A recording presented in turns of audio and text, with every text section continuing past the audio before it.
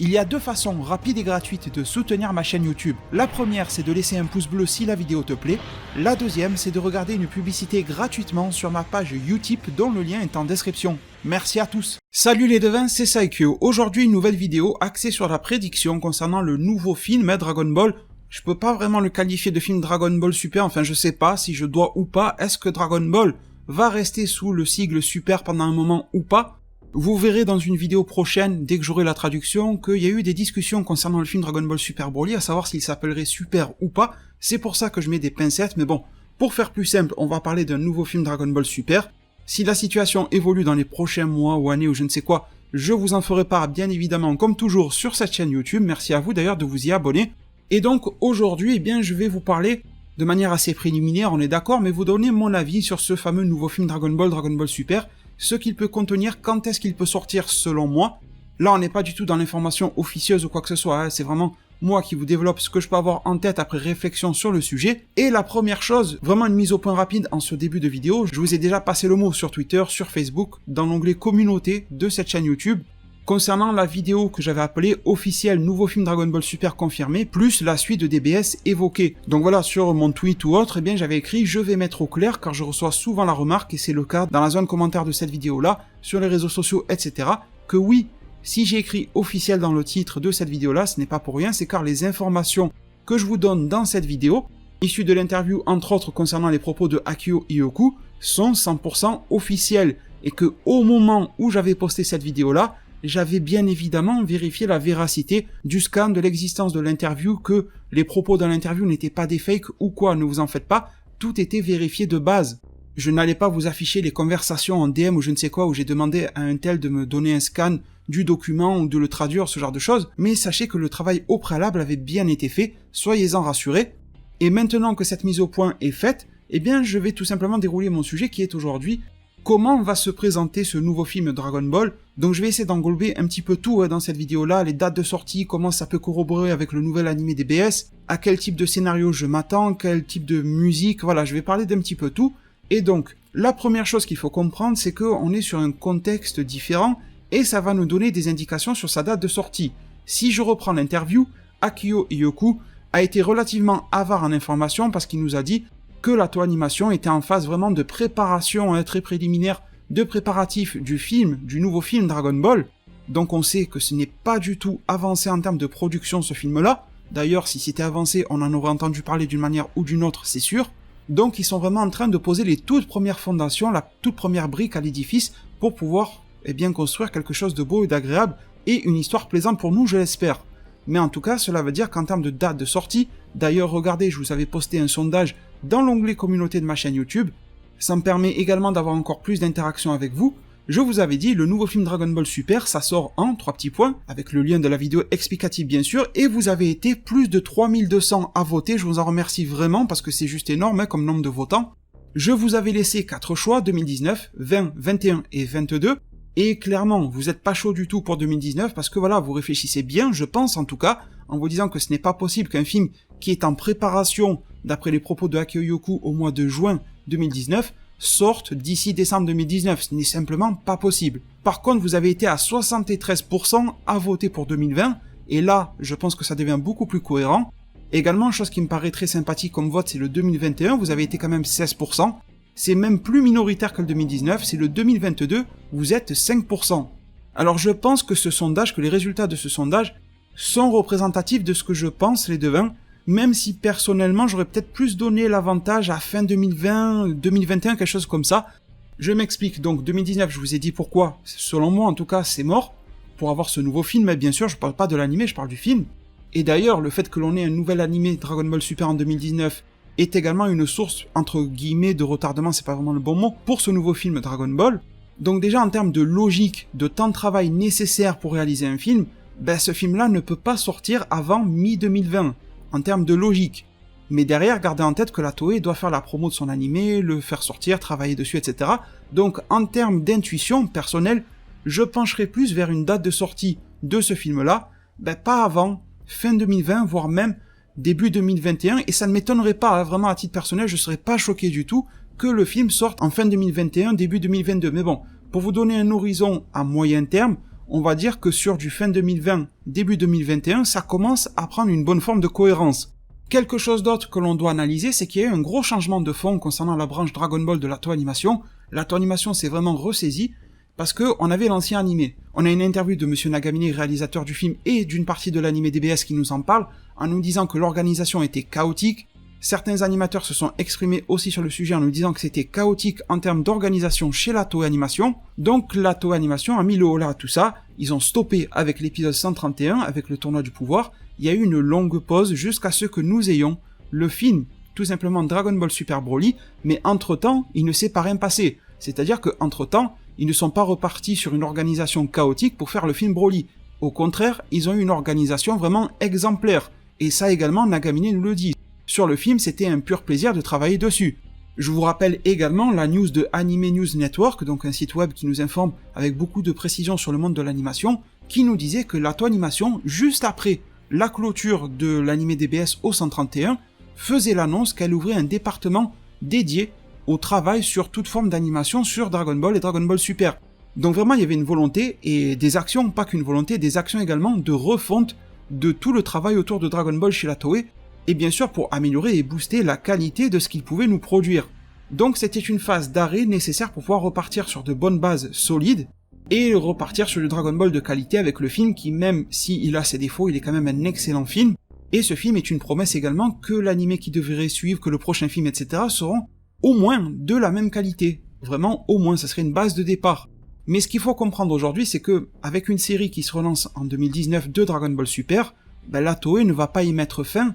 Imaginons que le film sorte en mi-2020, on va dire au plus tôt, la Toei ne peut clairement pas mettre 8 mois ou je sais pas combien, quelques mois plus tard, mettre en pause sa série juste parce qu'il sort un film. Ça n'a pas de sens, ça ne correspond pas, les timings ne sont pas bons. Donc, on va avoir très sûrement, je peux pas vous l'assurer à 100%, c'est pas officiel, hein, c'est moi qui pense, un combo animé plus film en même temps. Alors déjà, ça c'est très réjouissant pour nous les fans, on n'a pas besoin d'attendre, de se mettre en pause, d'hiberner jusqu'à ce qu'un film sorte, jusqu'à ce que l'anime revienne, on devrait avoir les deux en même temps. En tout cas, de par la logique que j'établis sur le sujet, ça me semble plus que probable. Et donc on va se retrouver dans un format proche de conception de ce film chez la Toei Animation, proche de l'époque Dragon Ball Z, dans les années 90, à l'époque, mais je dois également vous rappeler, à l'époque on avait les films, plus l'anime Dragon Ball Z qui courait en même temps, sauf qu'aujourd'hui il y a quelques trucs qui ont changé.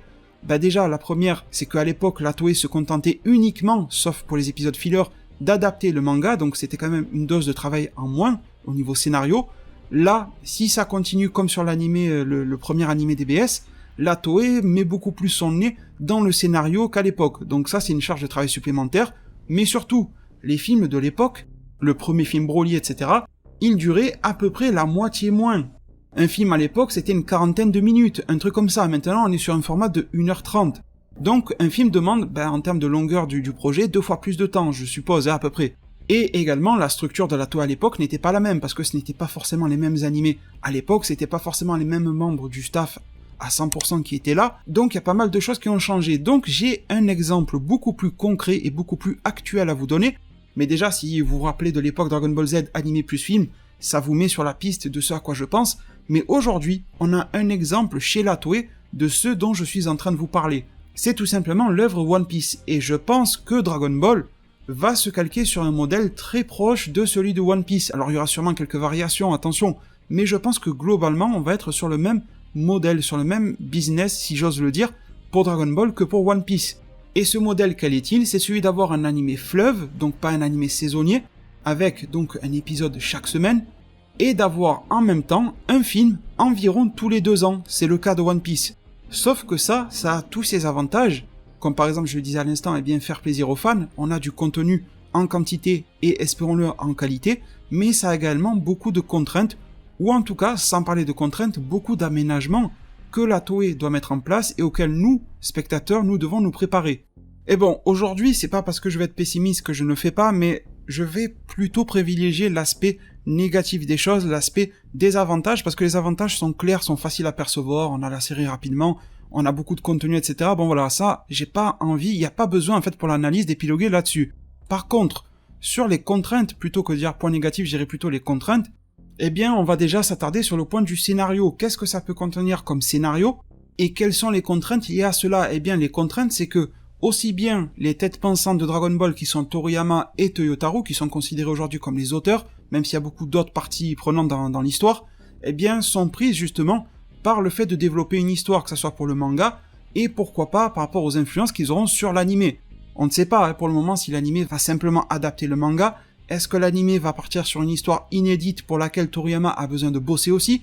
On ne sait pas du tout. Et ça demande du temps et ça demande une implication, et on ne peut pas se permettre de le bâcler au profit d'un film ou etc.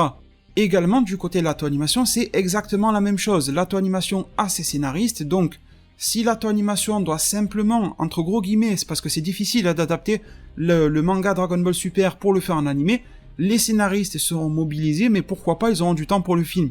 Par contre, si les scénaristes doivent être quasiment tout le temps à 100%, un petit peu comme pour le tournoi du pouvoir, à improviser en quelque sorte des épisodes, afin de remplir le fameux quota des 131 épisodes de la première saison d'EBS comme ça l'était à l'époque, et qui doivent refaire ce schéma-là pour le nouveau Dragon Ball Super l'animé, ils vont être très pris les scénaristes, et ça va être difficile alors de les affilier au nouveau film. Ils vont y arriver, je dis pas que c'est impossible, mais ça va être difficile, c'est une contrainte. Donc la Toei va devoir jouer sur ces variables-là, mais ce qui nous intéresse n'est pas ce qu'ils vont faire ou comment ils vont le faire, c'est le résultat. Quel va être le produit de tout ça? Eh bien, je pense que le résultat, et on le voit déjà sur One Piece, c'est un petit peu le cas, alors je suis pas le plus grand expert de One Piece, vous me corrigerez si je dis une bêtise, mais je pense que ce vers quoi on va se diriger le plus, ce sont des films soit, comme à l'époque de Dragon Ball Z, pas canon du tout, la Toei improvise totalement et Toriyama et Toyotarou bosseraient uniquement sur du chara-design et sur de la validation du film une fois que la Toei l'aura écrit entièrement, donc des histoires qui n'iraient pas du tout s'infiltrer dans la chronologie Dragon Ball. Le film Broly est un entre-deux, le film DBS Broly est une sorte d'arc à lui tout seul, entre la fin du tournoi du pouvoir et l'arc Moro du manga. Par contre, on peut avoir de nouveaux films qui ne s'incluraient pas du tout dans l'histoire traditionnelle canon de Dragon Ball Super, et qui pourraient être de bons divertissements à côté.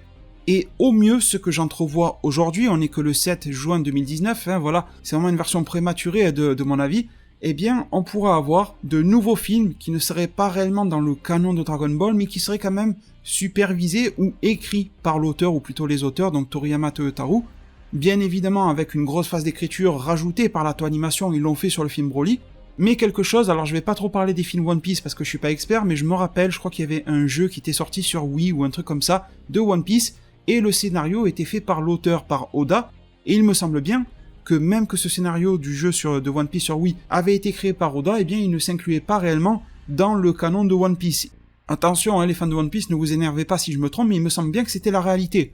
Donc j'imaginerais bien un système comme celui-ci, au mieux une belle implication de l'auteur sans que ça soit dans le canon, et au pire, une implication quasi 100% de la Toei, avec un petit 10% qui serait d'implication de Toriyama, pour du chara-design et de la validation qui vaut ce que ça vaut.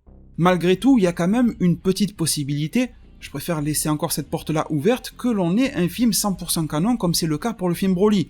Là, aujourd'hui, on peut pas cramer les possibilités, et les perspectives, c'est bien trop tôt pour juger, parce que regardez bien que pour le film Dragon Ball Super Broly, Toriyama a été sur la création de base, du script de base, et Toriyama était également en train de bosser sur le manga, sur pourquoi pas chapeauter un petit peu l'anime ou je ne sais pas quoi, en tout cas le valider une fois que la Toei lui a soumis, et malgré tout, parce que le film Broly, vous le savez bien, ne s'est pas créé un mois avant, ça s'est créé plusieurs mois auparavant, plus d'un an avant, donc on était encore dans le tournoi du pouvoir et ce genre de choses dans l'anime, et dans le manga on était sûrement dans l'arc Zamasu, que Toriyama était déjà en train de bosser sur le film Broly.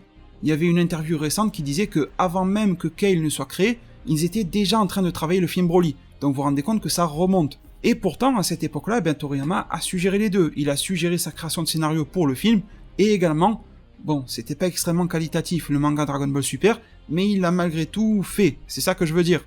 Donc c'est pour ça que je garde quand même une porte ouverte pour avoir un autre film canon, mais ça serait difficile, même si on réfléchit. Ça voudrait dire que l'on a l'anime fleuve plus un film canon, et si tu fais un film canon qui se passe dans le présent de la Team Z et de nos héros, on va avoir du mal à suivre. Ça voudrait dire que l'anime va dérouler un arc. Imagine, je vous donne un exemple, là on a l'arc Moro, imaginez qu'il nous sorte un film demain avec un autre arc qui se passe un mois après l'arc Moro, il y a Goku Vegeta qui se battent contre je sais pas qui, déjà on comprendrait comment l'arc Moro finit, il y aurait plus trop de tension, et en même temps ça serait bizarre niveau chronologie. Donc vous voyez que ça réduit fortement l'espace pour un film canon, aussi bien sur les contraintes techniques que scénaristiques. Donc pour moi ce qui reste, si on est sur du film canon, et là je validerai bien, ça serait un film explorant les origines de quelque chose dans Dragon Ball. Il y a beaucoup d'origines à explorer dans Dragon Ball, qui sont inexplorés à ce jour-là. Même chez les Saiyans, j'ai envie de vous dire qu'on peut encore développer beaucoup avec le cas de Yamoshi. Un film 100% centré sur Yamoshi me conviendrait et je pense qu'il vous conviendrait grandement. Si en plus, dans ce film-là, il y a une petite parenthèse de 5-10 minutes pour nous montrer la création des Saiyans par les Kaioshin à l'époque, Univers 7 et Univers 6, et d'où sort le Super Saiyan de la légende dans l'Univers 6, vraiment un truc rapide mais qui nous l'expliquerait, là on aurait toute l'explication qui nous manque sur les Saiyans, on l'aurait, avec un développement bien sûr de Yamoshi, de sa vie, de ce qui lui est arrivé sur Sadara, du développement du Super Saiyan de niveau 1, et également tout le mystère qui englobe le Super Saiyan God avec le fameux Yamoshi, dont l'âme s'est mise à errer pour atteindre le Super Saiyan God, l'âme est devenue amie avec le doyen des Namek, tout ça c'est très bizarre, mais c'est intéressant et on aimerait le voir dans un film. Et justement, ça quand on lit l'interview de Akio Yoku et de Monsieur Hayashida, c'est très probable, tout simplement parce que dans leur interview, ils sont très fiers du boulot accompli sur Broly, mais on sent une volonté de s'en démarquer avec le prochain film, dans le sens où ils vont conserver les acquis en termes d'animation et ce genre de choses, les progrès techniques, l'organisation chez la Toei et tout ça, ils vont le garder, mais en termes de contenu proposé, je sens vraiment une volonté de faire autrement. Et ils le disent vraiment clairement dans l'interview qu'ils vont partir d'un autre pied pour le prochain film. Moi, ça me met directement sur la piste de quelque chose. Le film Broly nous raconte quelque chose. Il y a un fondement, il y a des personnages qui sont globalement bien développés, façon de parler, ça reste relatif. Le cas de Broly est pour moi très bien développé dans ce film DBS Broly. Il y en a certains qui passent un petit peu trop à la trappe, ou en tout cas qui n'ont pas le rôle qu'ils méritent comme Freezer à mes yeux, mais bon, voilà, le cas Paragus Broly est bien foutu, le cas Shirai Remo est très bien foutu, on en demande même plus, on en sait beaucoup plus sur les Saiyans, et je vous parle pas que de Goku, Vegeta ou autre, je vous parle des Saiyans en général, on voit beaucoup plus leur structure, leur organisation, leur technologie, leur manière de vivre, comment ils s'organisaient dans les villages, dans les hautes sphères, un peu partout, on en sait beaucoup plus dans ce film-là, quand on sait le regarder dans les moindres détails, mais malgré tout, il y a une forte prédominance du combat qui fait plaisir, on était tous très heureux en voyant ce film-là. Le spectacle est juste magnifique. Aussi bien le combat Goku-Vegeta au début du film, qui est vite fait, le combat Vegeta-Broly, le combat Goku-Broly, le combat de ces deux-là contre Broly, enfin bref, voilà, jusqu'à arriver à Gogeta. C'est un spectacle miraculeux, mais en même temps, est-ce que c'est une bonne recette de refaire ça à chaque film? Est-ce que le prochain film, ils vont nous ramener un autre ennemi, du passé ou un ennemi totalement inédit?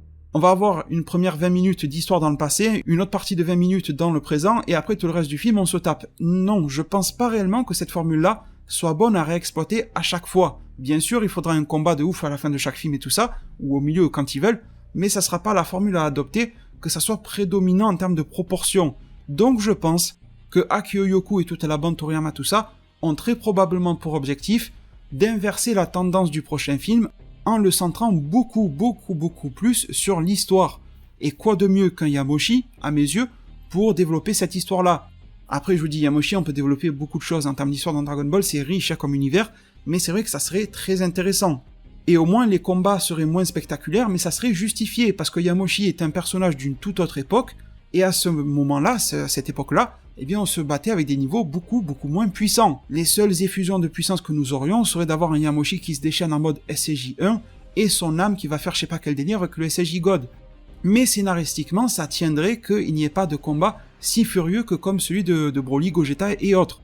Donc je ne peux pas vous garantir que ça sera 100% du Yamoshi, ça on n'est pas du tout là, mais quelque chose me semble assez probable et assez clair, c'est que la proportion d'histoire va grandement augmenter dans le prochain film, et je pense que ça serait du tout bon. Ensuite, il est devint, ça sera beaucoup plus bref, vraiment ce qui comptait pour moi c'était le scénario. 2 points, même 3 points, je viens d'y penser au moment où je vous parle, donc je vais rajouter un dernier point, ça fait référence et écho à un commentaire qu'on m'a fait récemment dans un commentaire d'une de mes vidéos. Alors le premier point, qui était déjà prévu dans la vidéo, c'est l'animation. À quoi peut-on s'attendre pour ce film-là? Alors là, on va tous se dire qu'on va repartir sur les mêmes standards, Shintani avec le même staff, etc. sur le prochain film. Sauf que ça risque d'être différent. Je pense que le prochain film sera très qualitatif visuellement, mais je pense qu'il faut s'attendre à un changement de style. Et ce pour les raisons que j'ai évoquées dans cette vidéo-là.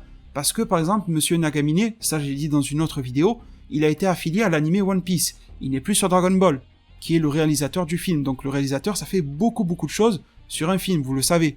En termes d'animation, il va y avoir une nouvelle série DBS. Est-ce que Shintani a le temps et les capacités de faire à la fois tout ce qu'il faut sur la série correctement et de le faire sur un film en parallèle? Alors je suis pas en train de vous dire que ça sera le retour de Yamamuro, mais peut-être que l'on va avoir également une nouvelle équipe sur l'animation, sur les dessins, ou en tout cas une bonne partie, et également un nouveau superviseur et chara-designer du film, qui ne serait ni Yamamuro ni Shintani. C'est une possibilité à entrevoir. Tout simplement parce que le staff n'est pas robotique, même si les Japonais bossent énormément, au bout d'un moment, on ne peut pas. Et c'est d'ailleurs également le cas de One Piece en ce moment. Sur le One Piece, bien sûr, il y a des membres du staff de l'anime qui sont sur le film, réciproquement tout ça, mais vous verrez quand même des différences majeures entre le staff bossant sur les films One Piece que sur l'anime. Et ça marche pour le moment globalement très bien. Je crois bien que dans la communauté One Piece, les films sont globalement très bien accueillis, et le prochain Stampede est vachement attendu. Je pense que cette formule-là pourrait marcher à condition que la Toei fasse tout pour que ça soit qualitatif, c'est tout. C'est pas juste une question de nom que tu vas mettre sur le film en tête d'affiche du style Toriyama Shintani, c'est l'implication et le travail que vont fournir, peu importe le nom, ces gens-là. Et je pense que la Toei Animation en est capable et le prouve sur One Piece. Donc je m'attends à un style d'animation et un niveau d'animation qui sera plus que bon, comme le film Broly, mais un style vraiment artistique différent du film Broly, c'est ça que je veux vous dire. En termes de musique, là je pense que l'on va avoir quelque chose de très similaire à ce qui va se produire sur la nouvelle série DBS. Généralement, le staff musical est très occupé, c'est vrai, mais ils ont un petit peu plus le temps d'être affiliés à d'autres projets, ça devrait le faire. Et le troisième truc, que j'ai un petit peu improvisé, je vous l'avoue, durant cette vidéo-là, en repensant à un commentaire, c'est le style de communication, de promotion du film. On m'en a parlé récemment, on m'a dit oui, j'espère que la communication du film, marketing, etc., les révélations officielles et tout ce genre de choses, les spoilers entre gros guillemets, les synopsis, les images officielles, eh bien seront beaucoup plus calmes, seront beaucoup plus tranquilles et respectueuses des gens qui ne veulent pas de spoilers à l'avenir. Et j'ai fait une réponse toute simple à cette personne-là, bon déjà on peut pas savoir quelle sera la promo, mais j'ai envie de dire que quand tu vois les résultats financiers du film Broly qui a fait un carton absolument partout, et dans le pays mère qui est le Japon, ça a marché vraiment du feu de Dieu, donc pourquoi est-ce qu'ils vont changer la méthode? D'accord, c'est choquant pour une certaine culture qui n'est pas japonaise ou autre, mais pour eux là-bas, ils sont totalement habitués que avant même que le film ne sorte, dans les commerces, il y avait déjà des figurines de Gogeta Blue et de tout ce qu'il faut. Ça leur semble naturel et ça fait vendre. Et bizarrement, même si notre culture, qui est un peu plus occidentale, n'est pas habituée à se faire tout spoiler avant que le film sorte, eh bien étrangement, le film marche très bien aux USA et tout ce qu'on veut. L'avant-première en France a vraiment cartonné. Donc ce modèle-là de marketing a super bien marché pour le film Broly. Pourquoi est-ce qu'ils en changeraient? C'est la question que je pose. Je dis pas que c'est bien. Je demande juste pourquoi est-ce qu'ils en changeraient? Quel avantage financier aurait-il à changer? Clairement, je m'attends à ce que la promotion du prochain film soit quasiment du même niveau. C'est-à-dire une promotion intensive avec des informations qui vont popper quasiment tous les jours, des images quasiment tous les jours comme on en a eu, des interviews à droite à gauche. Je pense que ça va être le même modèle qui sera appliqué ici. Du coup les devins, eh bien on verra bien si l'avenir me donne raison ou pas, c'est le but à des vidéos prédictions. Le second but à ces vidéos-là, eh bien, c'est d'avoir un échange avec vous. Celui-ci se fait dans la zone commentaire de mes vidéos, et de cette vidéo-là, c'est juste en dessous. Vous savez que je réponds à, je vais dire, minimum 90% de vos commentaires, même si en ce moment, je réponds vraiment à tout le monde, 100%. Donc n'hésitez pas à me laisser un commentaire, vous y trouverez forcément tôt ou tard une réponse. Je vous remercie énormément pour tout votre soutien. Le soutien, justement, ça passe par le pouce bleu sur cette vidéo-là, si elle vous a plu. Par ma page Utip, le lien se trouve en description, vous savez déjà comment ça marche, les petites publicités à regarder gratuitement, et moi ça me rapporte un tout petit peu. Merci infiniment à tous ceux qui y contribueront. Prenez tous extrêmement bien soin de votre futur, et à plus pour de prochains arts divinatoires.